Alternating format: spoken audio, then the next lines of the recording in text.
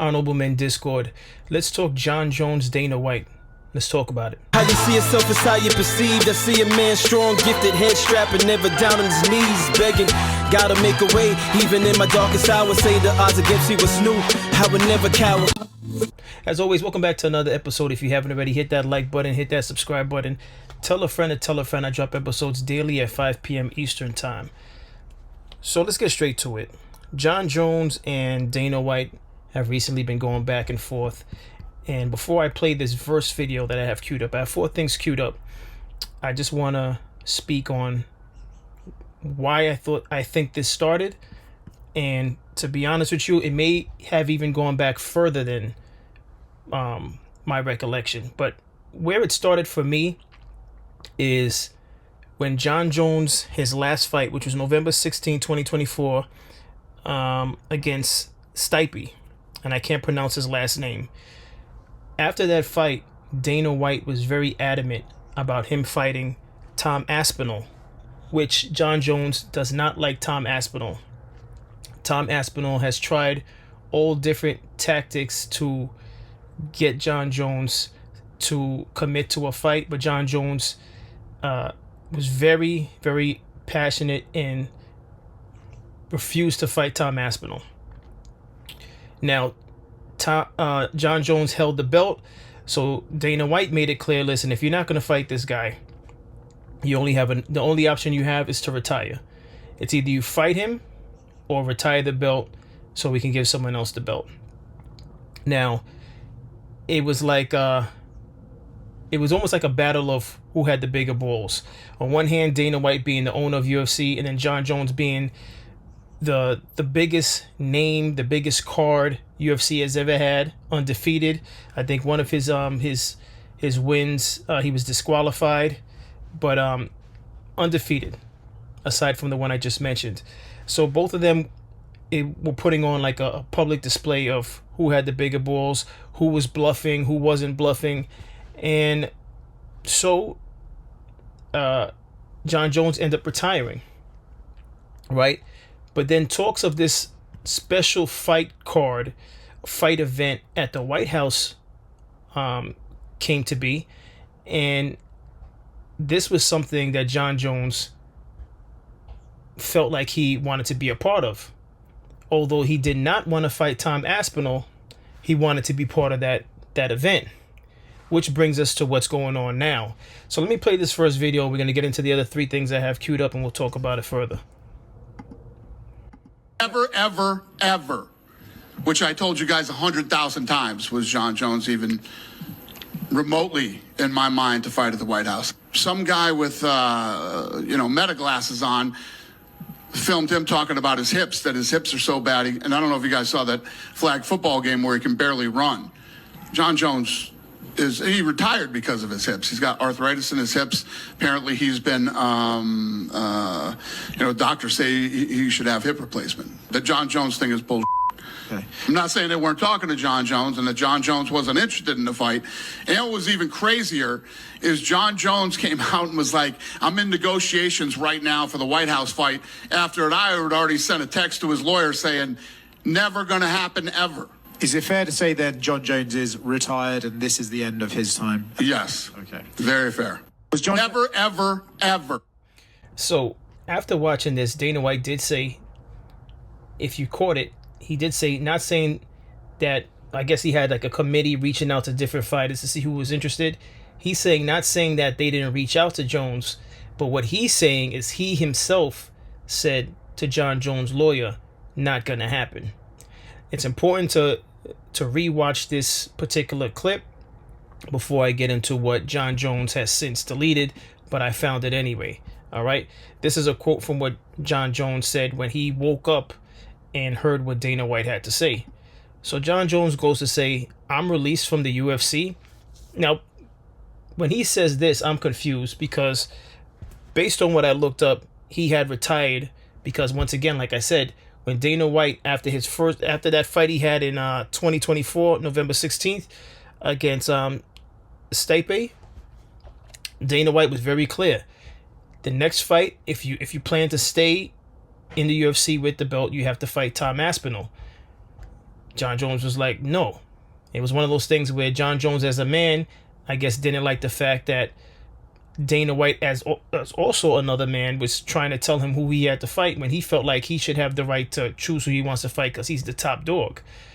This is one of those things where I'm 50-50 split on this because Dana White is the owner of UFC, and if you give fighters too much leverage to say who they want to fight, then you just lose control over the whole thing that you're running. And I understand, and I'm a John Jones fan. He's a phenomenal fighter, the best. Some would argue that he's maybe not the best. They'll probably say, who would be the other best? The name slips my mind right now. But with that being said, it's one of those things where it's a business. And if you're going to have those that work under your brand, which is the UFC brand that Dana White now owns, if he were to allow John Jones to just make the decision that I want to fight who I want to fight, it would start a trend and a domino effect that Dana White wouldn't be able to contain. But let's go on. So he says, after he said I'm released from the UFC, he then says, laying in my bed, wrapping my head around this perception, all I could think is how effing painful. Man, how effing painful. And then the other half of me is like, but is it really though? So all of this negotiating was complete BS? Is that what you want me to agree to publicly? If I would prove him wrong, would I be wrong? If I'm supposed to publicly agree that our negotiation was a lie, we have a problem. I'll be the fall guy. All right? So let me get the audio.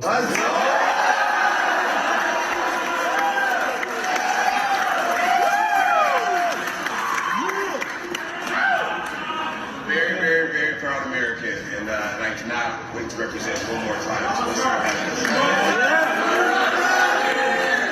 right, let's take some photos. I'm in negotiations with the UFC about this White House thing as well.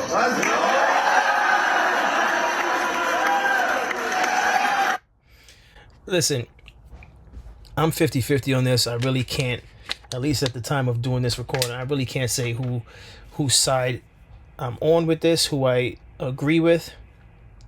It's clear that John Jones, being top dog, he felt as though, and he feels up until now, that he had some type of leverage. He feels as though he had the type of leverage to hold on to the belt and not fight Tom Aspinall, even though Dana White, as the owner, was very firm in saying that would be the next fight if he plans to continue to hold the belt, either that or retire. And whether or not he officially retired or not, he publicly is telling people from the video I just showed that he's in talks, about fighting on the White House card without anything being on paper and ink, without it being concrete. So clearly he's very confident that he's in good favor with Dana White, which this is the problem when you're dealing with athletes that are getting paid a certain amount of money. And I'm not saying don't pay the athletes what they're worth, but egos get into play and they start to think they're running the show. And this is the constant conflict with owners, franchise owners, or what have you, when you're dealing with personalities, especially fighters, of all the personalities. Forget about other sports like football and basketball. These type of things happen in those sports. But when you're talking about hand-to-hand combat sports, it's even worse. All right. And I believe there was a point in time where Dana White also said privately there was a back and forth, and he kind of threw his weight at Dana White, to sort of like put some pressure on Dana White. That's something I'd have to look up for another episode. But let me go into this next clip. All right. This is Dana White responding to that rant that was recently deleted from John Jones. Dana, front right here. Other side right here. Yep. I don't know if you saw, but this morning John Jones went on a bit of a Twitter tirade, and then he ended up deleting them. Have you seen his comments? No. Or he basically very heavily pushed back on you, saying that there were no negotiations. And then I never said there were no negotiations. I never said that. I said, were they talking to John Jones? They talked to everybody. He did say that. Everybody was talked to. Not one word of what I said was not true about the whole John Jones thing. And how many times have I sat up here and said, he's not fighting at the White House? No. And have you guys not all seen the video of the dude with the meta glasses on when he didn't know he was being filmed, telling them that his hips are fucking shot and he needs hip replacement? Did you not see the videos of him running on the flag football game? And what did I say that wasn't true? It was all true. And you guys all bust my balls about how much I love John Jones. And John's the greatest of all time. No way in hell John Jones is going to be booked for the White House card.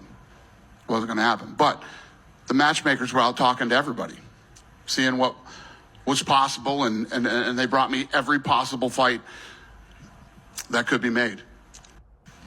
Dana, My question to those of you watching this episode, and again, I was about to say I'm siding with Dana White, and I was going to say that only because Dana White is accurate even when he repeated himself.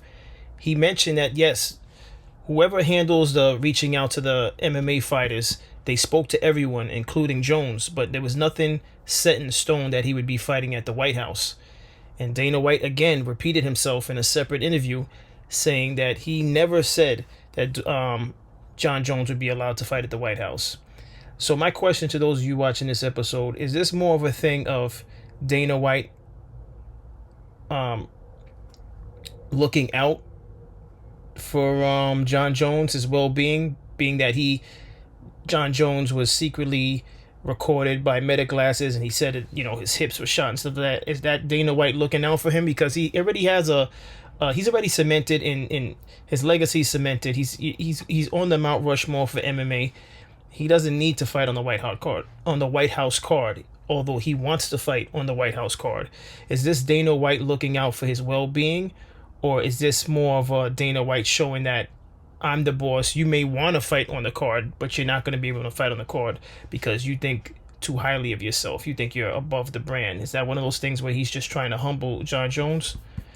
That's my question to you, all of you watching. And then finally, John Jones, his final statement, which this is after he removed the Instagram's rant that he had.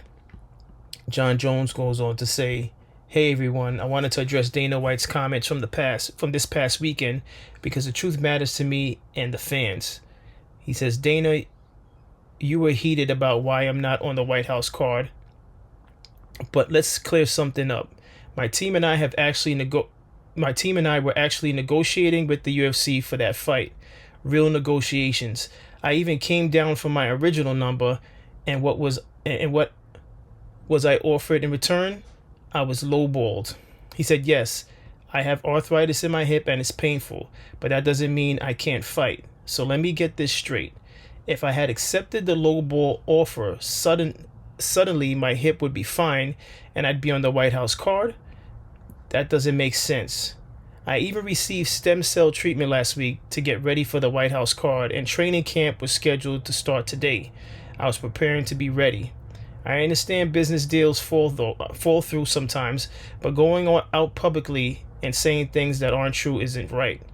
After everything I've given the UFC, the years, the title, defenses, the fights, hearing that I'm done is disappointing, especially as recently as Friday UFC was calling me, trying to get me out the White House card for a much lower number. If the UFC truly feels like I'm done, then I respectfully ask to be released from my contract today. No more spins, no more games. Thank you to the real fans who know what's up. Bones out." This statement alone leads me to believe he did not officially retire, because now he's asking for a release. Now, unless you could retire but you're still under contract with the UFC, meaning it's not over until it's over, maybe they had him in a contract for X amount of years, so you could retire before that time, but you're still under contract, so UFC has the rights to prevent you from fighting in another for another organization. Maybe that's what is going on here. So it's possible that he retired, but being that he's still under contract for X amount of years, he can return for a special event like the White House upcoming event. So maybe that's what's going on here. But what's your thoughts on all of this? Do you think it's one of those things where Dana White's trying to humble John Jones? Because again, they're two men at the end of the day, regardless of the fact that one's the owner and one's the fighter. This is what happens when, two men go head to head with their opinions and they start to feel like, oh, I don't want to have to answer to another man. This could be one of those things where John Jones, as a champion, is saying to himself, listen, I want to fight who I want to fight. You're not going to tell me who I'm going to fight. You can't even beat my ass. You may not think he processes it that way. You may not think that John Jones processes things like that, but think about it. If you're the top dog in a hand-to-hand combat sport like mixed martial arts, and the owner is telling you who you're going to fight after you kicked ass for years, right? What makes you think he's going to listen to Dana White? Men like John Jones, and I'm only speculating clearly, men like John Jones would only respect someone who could beat their ass, okay? So the only person that I think I've seen John Jones shown ultimate respect for, and I'm not saying he's a disrespectful person. The only person I've seen him show respect for is Michael Jai White, because there was a sparring session, and I guess Michael Jai White got the best of John Jones, and he was very humble about that experience. You could look that up also. But again, what's your thoughts on all of this? As always, I appreciate everyone for tuning in. If you haven't already, hit that like button, hit that subscribe button. Tell a friend. I drop episodes daily at 5 p.m. Eastern Time. And as always, stay honorable.